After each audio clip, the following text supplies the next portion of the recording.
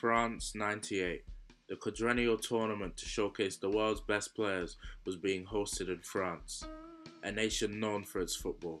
The main headline for this tournament, the only thing people could talk about, was Ronaldo Nazario, El Fenomeno, R9 versus Zinedine Zidane, Zizou, the bold Michelangelo. My name is Mustafa, and in this video we'll be discussing what really happened before the 1998 World Cup final. January 1998, Juventini Zinedine Zidane was the best player on the planet, the Ballon d'Or holder.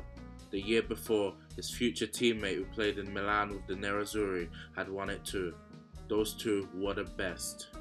It was no coincidence that these two were the spearheads, the talisman of the two best teams, France and Brazil, and led them to France '98 as favourites. In 1994, Brazil won it, so they came in as holders and one of the favourites, whereas France had never won it, so they had that chip on their shoulder and had something to prove. Both topped their group, and without doubt, they met each other in the final. Brazil beating South American rivals Chile, Denmark and Netherlands along the way, while the hosts beat Paraguay, Italy and Davor Suker-led Croatia. All the hype was for Ronaldo and Zidane to clash heads, Goliath versus Goliath. Ronaldo scored 4 on their way to the final, and he had the whole world in his hands. Unfortunately though, just a few hours before the final, it was reported that he felt very ill and wouldn't be fit to play. His body was convulsing, he was frothing out of the mouth and shaking on the ground. Out of nowhere though, half an hour before kickoff, he was medically cleared and fully fit to play despite everything that happened just moments before the final. From the first whistle, you could tell R9 was all off. He didn't look sharp, and the natural aggression and bite he had wasn't there.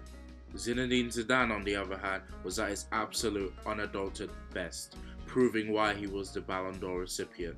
He led France to their first ever World Cup as he scored 2 in a 3-0 victory for Les Bleus. So why did Brazil and Ronaldo risk his health and potentially his life in a loss and not just fill the replacement?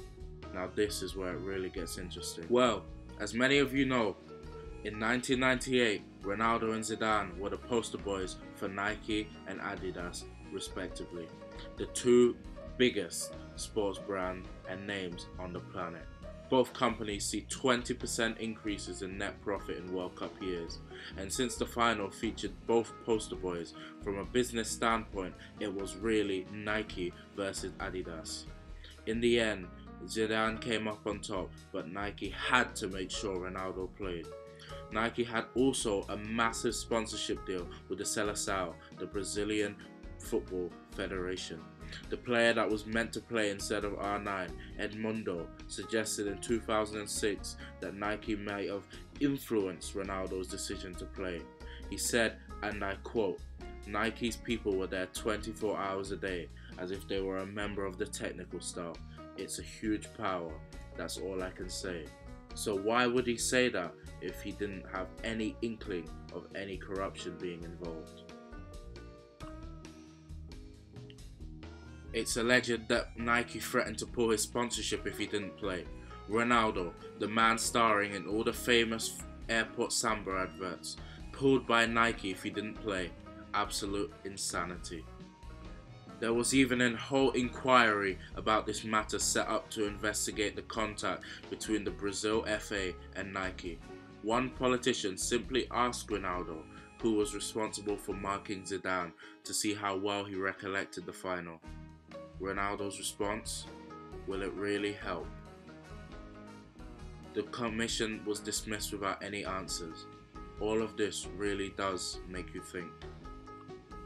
After all, 4 years later, Ronaldo was the best player in the world again and led the Seleção to the 2002 World Cup, scoring an incredible 8 goals and 2 in the final along the way.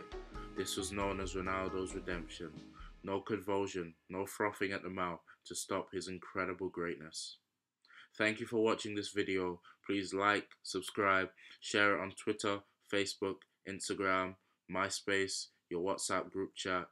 If you want more videos like this, let me know by commenting or tweet me in the link below. And also, if you have any theories about why Ronaldo didn't play, and maybe it was just simply because he didn't want to let down his country, also let me know by commenting or tweeting me with the link below. Thank you for watching. Bye now.